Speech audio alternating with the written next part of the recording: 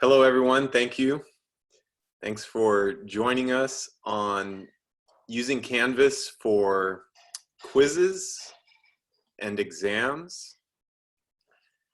We're going to have this brief yet important webinar to walk you through that.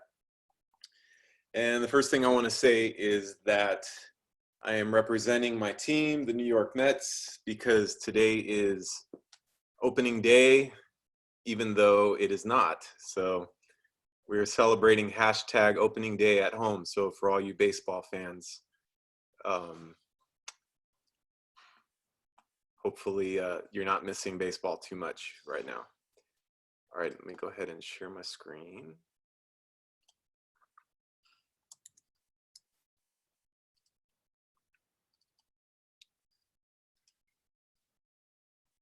All right, so right now you should see my homepage for using Canvas for quizzes and exams.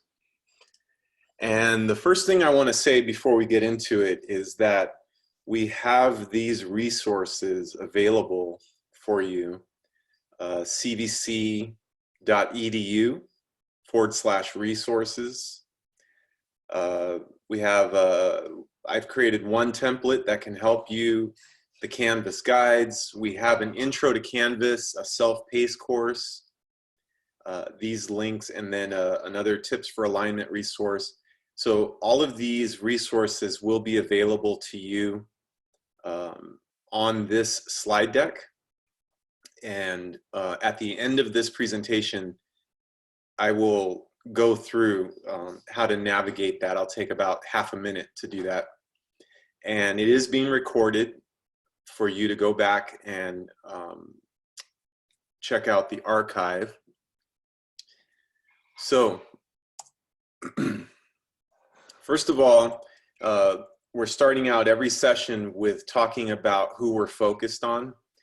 And we create, Michelle Pacansky-Brock on our team created this graphic that shows the spectrum, those that are teaching face-to-face on one end, and those that are teaching fully online on the other end. Somewhere in the middle is a mix of the two, hybrid. And what we're focused on are those that probably most likely have only taught face-to-face, but are, due to the situation, needing to quickly get to remote teaching online. So that's what our focus is. And today with quizzes, we are here to help you with that. So first thing we're going to do here is review the quizzes tool briefly, and then go ahead right into creating a quiz and reviewing the question types, which the questions are the main players of the quiz team. And then we'll take a brief look at introducing question banks. So as a team meets ahead of time of a game, they call it the manager's gathering. We have our norms for this session today. And first of all, the Q&A. If you have questions, keep note of it. And after I present for the first 20 minutes, hopefully your question will already be answered. Anything after that, the next 10 minutes will be open for Q&A, and you can use the raise hand function so that we can queue through your questions. And then with the chat, if you have questions, I highly recommend that you use a separate, like a text edit or a notepad document, and go ahead and type in your questions there. And if it's already answered, then by the time we get to the Q&A, you won't have to put that into the chat. All right. The in-play boundaries of this game, so to speak, is that we're focused on the basics of quizzes and using the quiz tool in Canvas. So if you have questions on other parts, we have other resources available for you, including webinar archives. But that said, we also want to, at the end, hear your webinar ideas. So obviously, you're here, you value our webinars. So if there's anything else that you want to learn about that we have not yet offered to you, let us know in the Sean, chat. just for people that may be new to Zoom, if you're not familiar with where the chat is, wave your mouse over the Zoom area and you'll see a menu probably at the bottom of your Zoom window. And there will be an icon that says chat. It looks like a little speech bubble. When you click it, it opens a pop-up that is the chat area. And in the bottom is the field where you would type your comment or question. And then when you hit return, it will be displayed for everyone to see, just in case you're new to Zoom and weren't sure where to find the chat that Sean was talking about. And I do see, I'm looking at it now. Let's go Dodgers, and we got some Padres fans, so awesome. All right. So let's go ahead and move on over to Canvas. I'm going to show you an example of an already finished module that has quizzes interspersed into it, and then we'll go back and start from a blank shell and walk through the process. So in this example, I've created a module, and within the module, I have content pages and quizzes. So as you can see, quizzes can be added to a module within context so that you sequentially you can work towards and direct your students to the instructional content before they take the quiz. So these quizzes, they feature different types of quiz questions. So Canvas Quizzes is a pretty robust tool to have ways to not only have your students give them opportunities to practice, but also to summatively assess what they know so they can demonstrate their learning, okay? So I'm just gonna quickly show a couple of these quizzes that I've already created just to give you an idea of what's possible, okay? So this is a good example because this is a music appreciation class, and one of the challenges with a class like that is integrating listening examples. So it's a good way to see that you can incorporate media into your quiz questions as well. So for this first quiz, I've actually embedded audio recordings that students can listen to. And as you see here, they're directed to listen to 2 recordings. Hold on a second, hold on. I think he's asking the dishwasher to maybe quiet down a little bit. He'll be right back. So, and that's okay, because with the situation, a lot of us, our families, we're all working together at home, so we have lots of grace going out. So, all right. Okay, so so in this case, I chose a multiple answers option that they would need to select exactly which answers apply to, so that I, as the instructor, can know that they understand what they're learning in this situation. Another example here. So in other words, what I'm saying is there's more than just multiple choice available to you.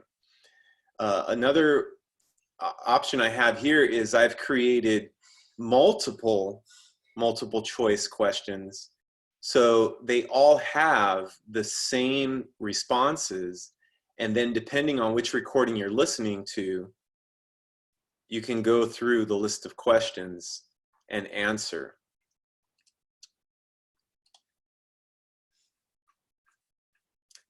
In this case, this is a matching question. where you can provide different answers and many options, okay? So the same thing here. All right. So the other thing to say about quizzes is that the way a quiz is structured is that the quiz houses questions, and you can create questions. So as you create questions, in a way, you're building a bank of questions that you can use for quiz 1, quiz 3, and maybe for multiple quizzes, and even create question groups. Okay, so we'll walk through all of that. But the thing to know is that modules include quizzes, quizzes include questions, and questions can be created and retrieved from question banks. Okay, so let's start from the beginning, a blank canvas, and I can look right now, it defaults to the modules area. Before I do that, I'm just going to go to the course navigation menu, and then I will go to the quizzes area. Okay, so if you have a blank shell, your quizzes area has no quizzes yet, let's just start, and you can begin with just creating a quiz. So this plus quiz button to the right, you would go ahead and select that, and the quiz defaults to a details area and a questions area. The details area is where you will provide the instructions for the quiz. This is a good place to talk about what the purpose of the quiz is, how it will help the students to learn the material for your course. So you'd like to flesh that out with a good statement, brief but clear, on what these quizzes are about. And then of course, naming the quiz is another important part of being clear and directing students to navigate the course. Of course, you could use quiz 1. As you saw in my examples, I actually used listening analysis, so it provides more specific, you know, a more specific way of describing what they're doing here. So, you know, you might be using this for a lab or something. So pay attention to that, okay? Now, before we get to the questions area, let's scroll down. Oh, let me say one thing here. Your quiz instructions area also provides you the rich content editor. So you can use this much like Microsoft Word, but also you can add images and video if that's needed as part of your instructions. So let me scroll down here. Graded quiz is what it defaults to. There are other types of quizzes that are ungraded, or you can use the quiz tool as a survey. But let's just stay with the graded quiz, because once you create a graded quiz, it automatically creates that column in the grades area. And depending on what types of quiz questions you use, it can auto grade. All right. Defaults to assignments group, so I'm just going to leave it at that. You could create other assignment groups, but you don't have to. All right. You have different options. You can shuffle answers, create a time limit. When you allow multiple attempts, this is typical for practice quizzes. So you can select that option, and then it gives you more options. And ultimately, a good way to do it is they keep the highest grade.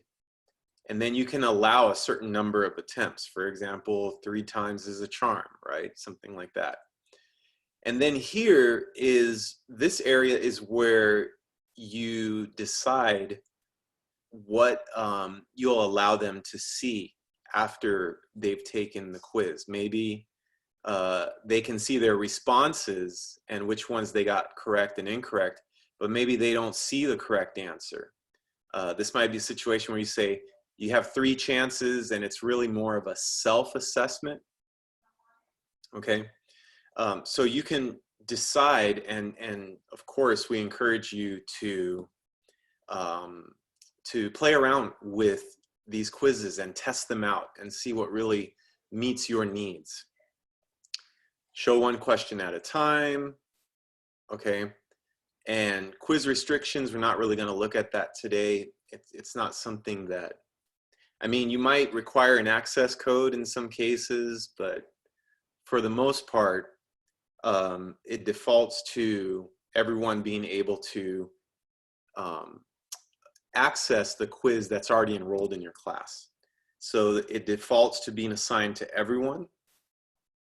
And then here you can set up a due date, and time defaults to 11:59 p.m., but you can go and change that as needed.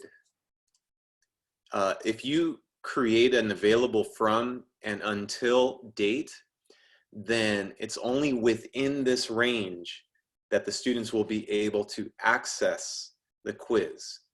The until date would be that it's no longer available to them, let's say if it was in a module. And the available from date would be that they would not be able to access it until that date. Once you are finished creating your quiz, you would go down here and save and publish for your students to access. Now, let me scroll back up to questions, all right? And let me take the next few minutes to really talk about this here. If you, starting from the beginning, you don't have any questions yet, the first thing you can do is start with a new question. It's a good idea to name the question itself, because later on you might want to use that question in another quiz, right? So here are your options for the types of questions that you can have. It defaults to multiple choice, true, false, fill in the blanks, multiple answers, which I showed you already an example of. An essay question is one that once a student completed their essay question, which they would go in and type their response into the field, then you would get an alert in the grade book to say the student has submitted the grade, but it's waiting for you to go in and manually grade. All right. So again, many options here. I'll go ahead and I'll go with multiple answers because, you know, it just seems to be a tool that really works well. And in this field is where you provide your instructions specific to this one question. So you do have instructions specific to the entire quiz, and then in questions for each one, you have specific instructions for that one question. Now here, the correct answer is exactly what it says. That's the one that you decide is the correct answer. It doesn't have to be the first one that it shows, obviously. I could say, well, maybe I'm going to make the third answer to be the correct answer. And actually, in this case, the first and the third, because it's multiple answers, okay? So whatever my answer is, I can go through and just fill this out. All right, so I go through and I make sure that I have exactly which ones are correct, which ones are, the possible answers are the incorrect ones, okay? You can also use these fields under each answer to provide feedback for if and when they get the correct answer. They can get that feedback. You know, well, you can say something like, this is the correct answer because, right? Or you can even provide a link for them to a page that you've created in your Canvas course. Now, you can say, well, I only want 3 possible answers. So you can delete any of these, or you can add more, 5, 6, as many as you need. Okay. When you're finished, this is important. Make sure you select the Update Question button. All right. So now I'm beginning to build out my quiz with, and I have my first question. Okay. Now, question groups is where we'll talk about that in a little bit, but that works when you create question banks, because a question group is like creating a question that will access a quiz bank, and it will randomly choose different questions from that question bank, and so different students will get different questions. Okay. Finding questions is when you've already created questions. So I've already created this first one. I could say, well, let me add that question. Of course, it would be a repeats in that case. Okay, so I'll go ahead and save that. And now let me go to the quizzes area. And over here, next to the plus quiz button is a 3-dot menu. If you select that, you can go to question banks. In the question banks area, this is where you don't worry about creating a quiz yet. You're just creating individual questions. So here you could probably find yourself spending a lot of time just creating questions. And once those questions are created, then you can begin to manage quizzes and access questions like that. So this Add Question Bank button is where you can create your group of questions. So I'll create maybe the 1950s, and I go ahead and hit the Enter button. So now I have this question bank area. I can add another question bank, hit the Enter button. That's one tricky thing about this, but once you create the question banks, then you simply select the question bank, and now you can begin to add questions. So let me add a question. So now I see the same area as I saw in the quizzes area, but now it's just creating the question. So whatever type of question I'd like to create here, maybe I can go with matching and instructions, and then I can say whatever the answer might be, you know, or let me say the item to the answer. So, you know, is the guitar electronic, you know, so on and so forth.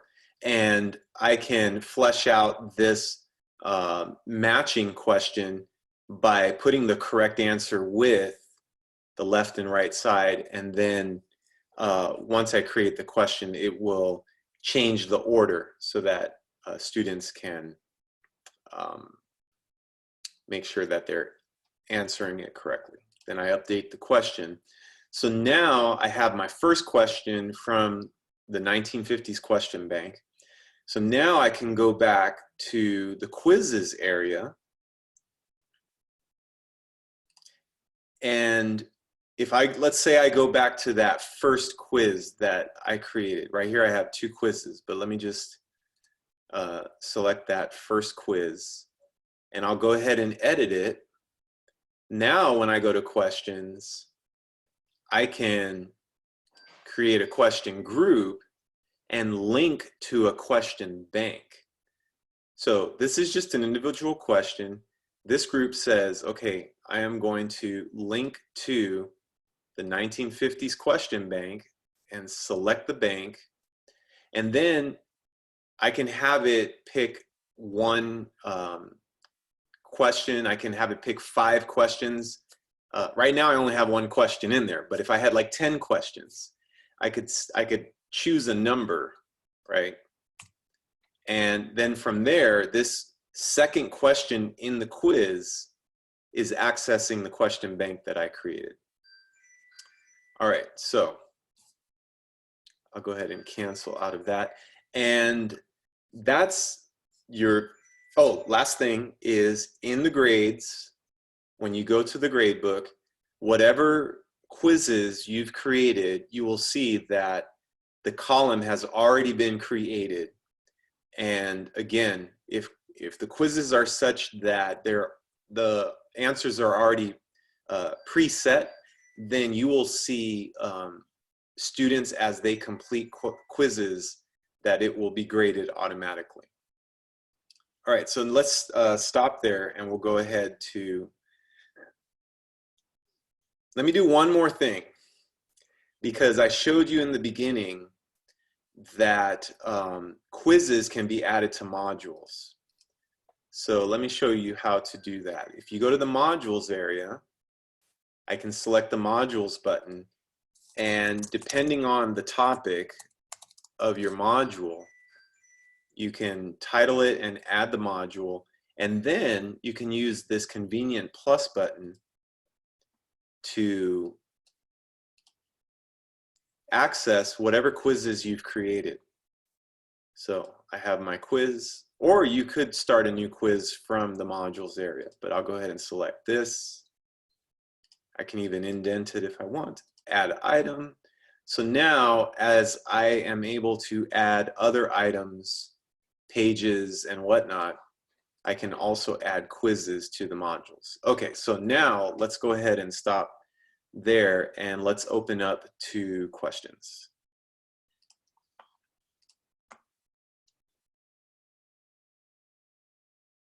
You now have the ability to unmute yourself, but what we'd like you to do, since there are about 20 people, go ahead and raise your hand, and you'll see that again, in the chat options. If you go to, mine looks a little different than yours. Where are they going to find the raise hand? Participants.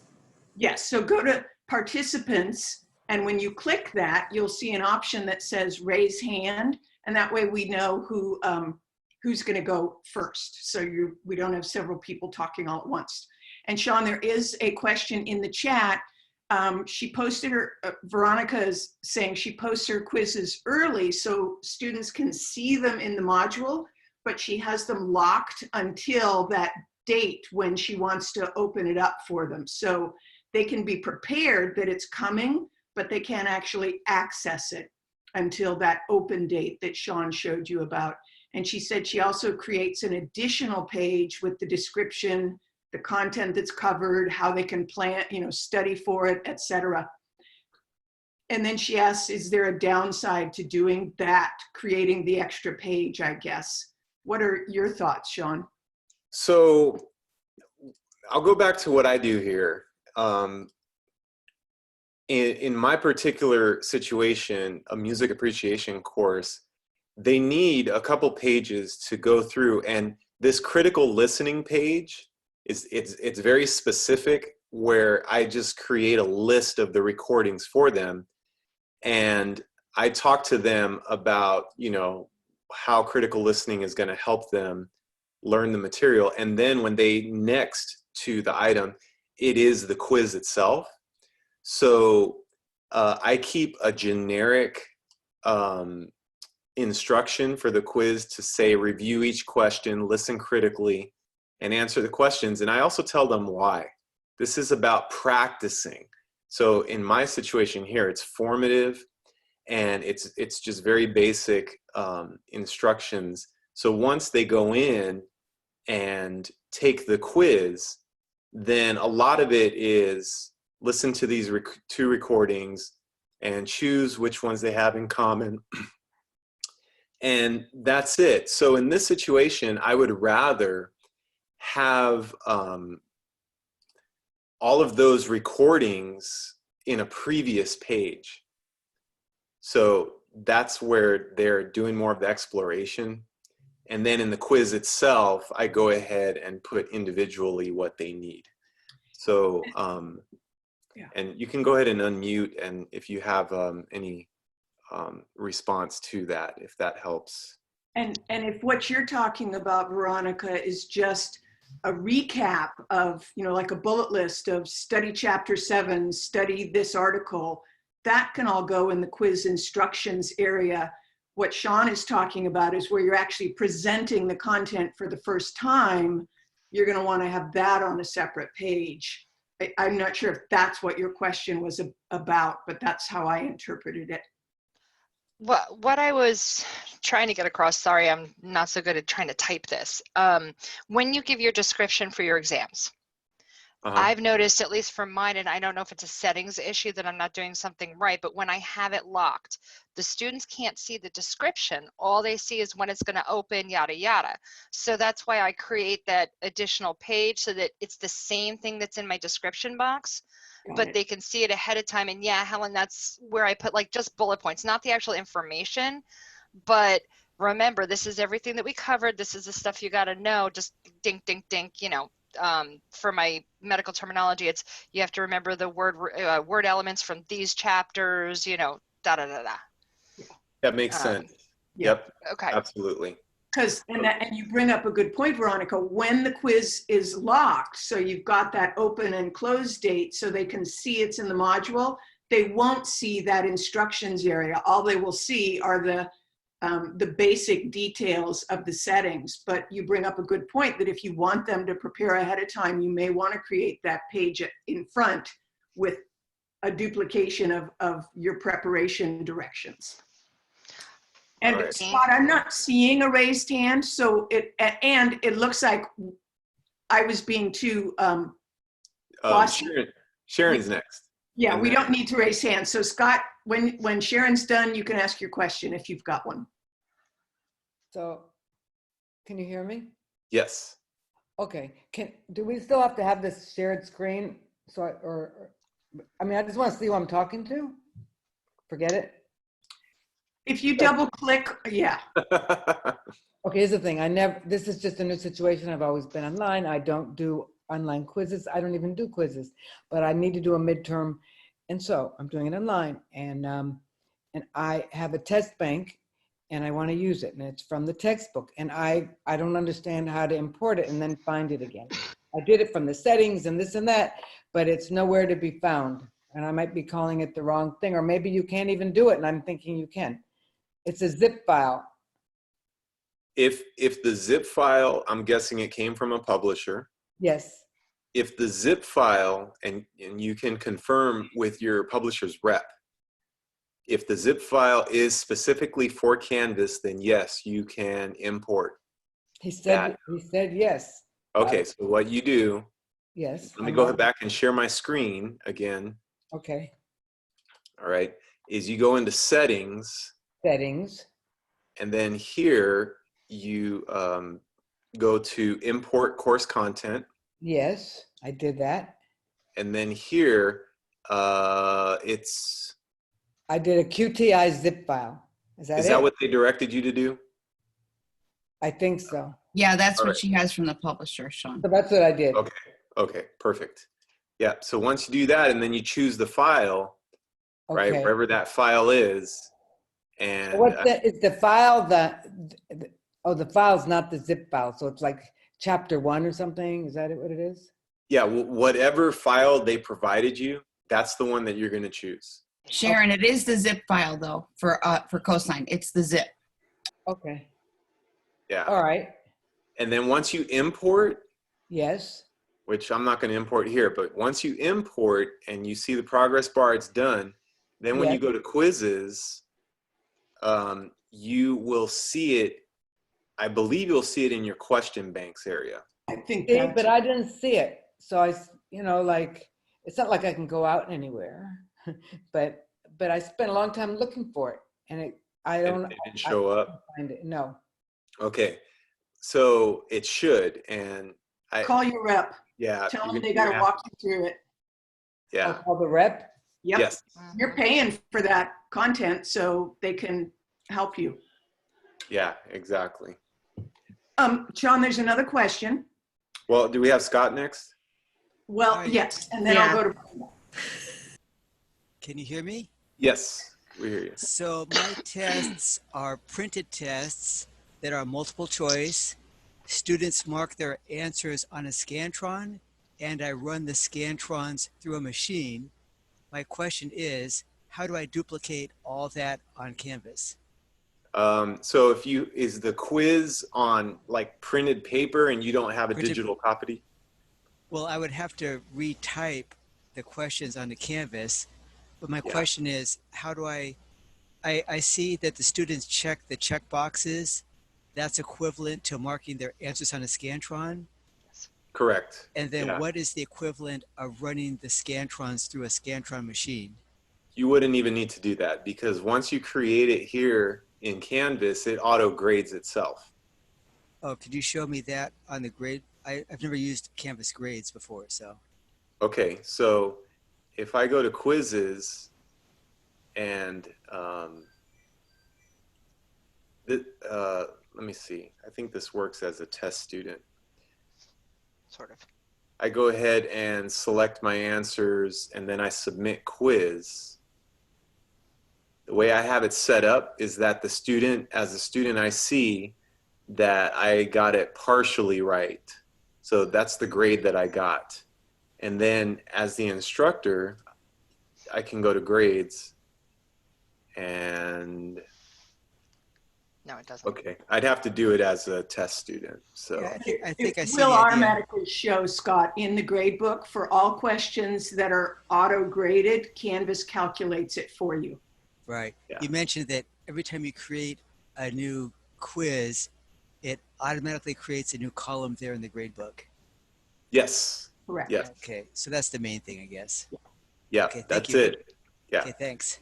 So then Brenda was asking if you would be able to show an example of a quiz that already has more questions in a question bank so that you're really showing how it pulls from a question bank.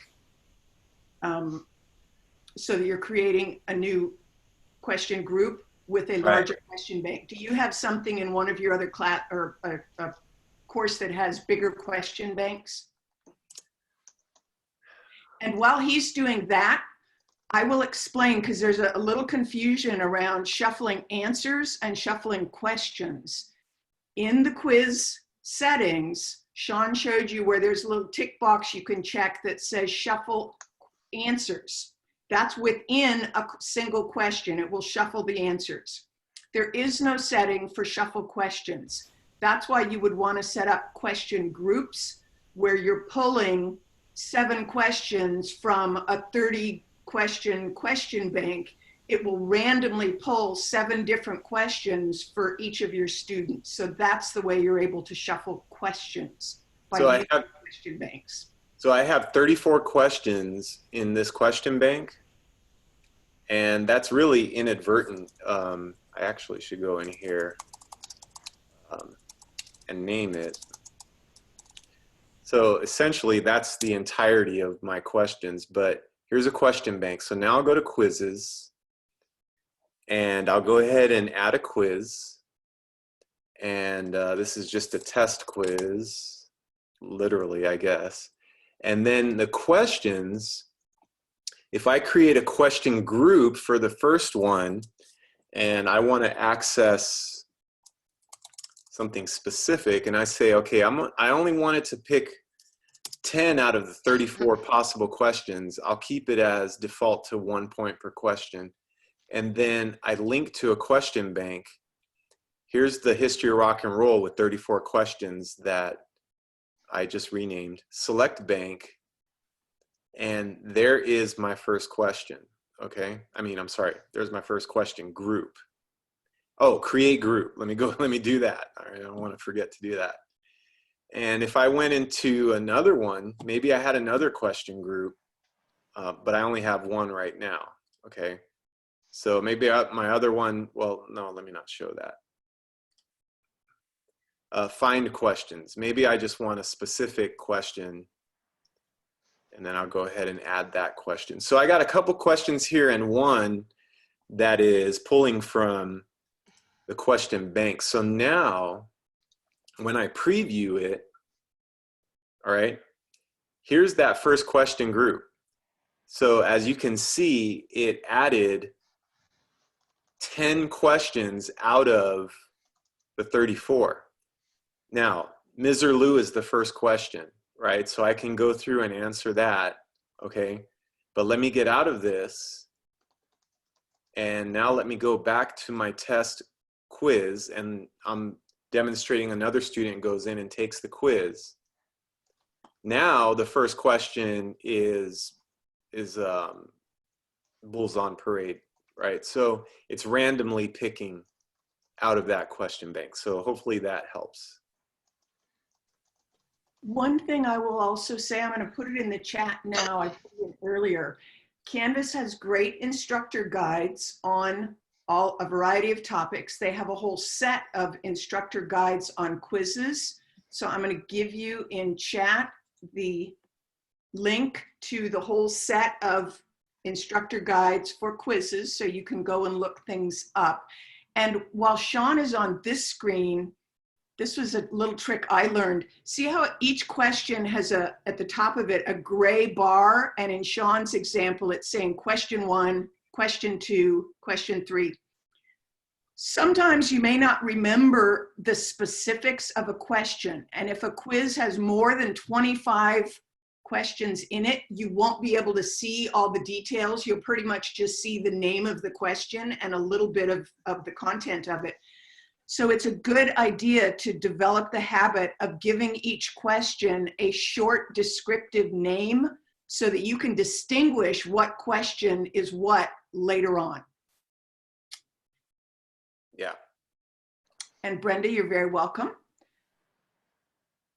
Any other questions for Sean? We got about 3 more minutes.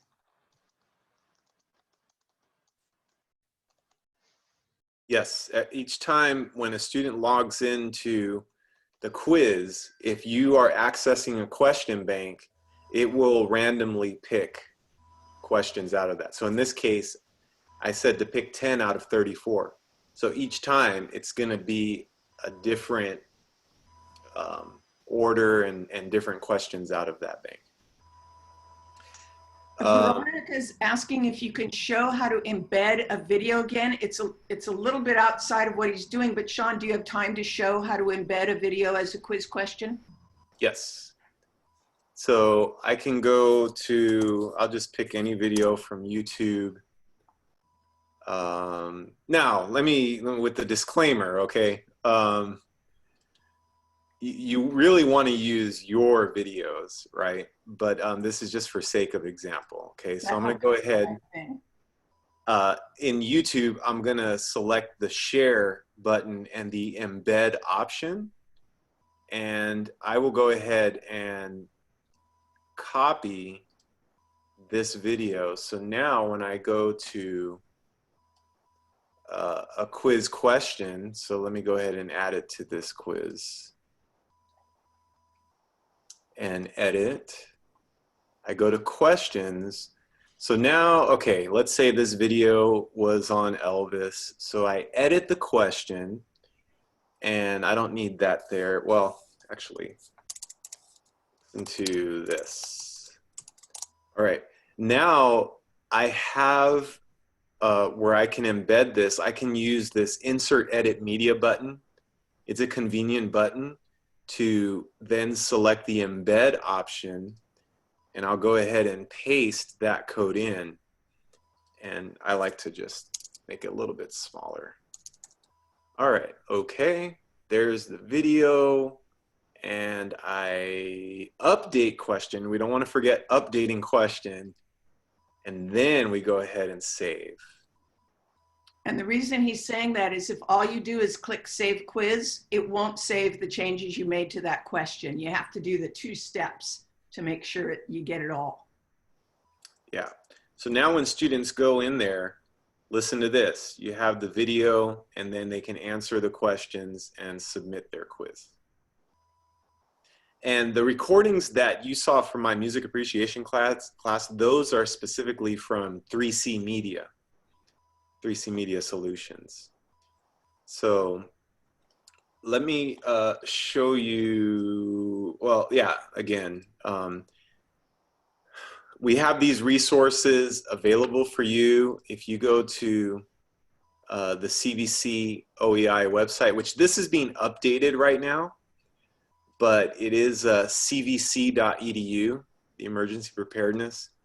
And in this open canvas shell is where we have the archives to all of our webinars. And then you would just go into modules and you'll see our in-demand or on-demand webinar recordings. So this, like we're recording this right now, you'll be able to access it. You'll be able to access the slide deck as well. So. And again, the place to find that, would you go back to the resources page? Because you're going to see a lot of links. You're going to want to go to that very first link that has the really long title, CVC Instructional Student Cert. Maybe you could make your screen bigger. Yeah, where it says CVC Instructional Student Services and Shared College Resources. That's the Canvas shell Sean was just showing you that has all of those resources, including the page that has the on-demand, and we hope they are in demand, but the on-demand webinar recordings. Well, technically we're a minute over time. I'll go ahead and stop the recording.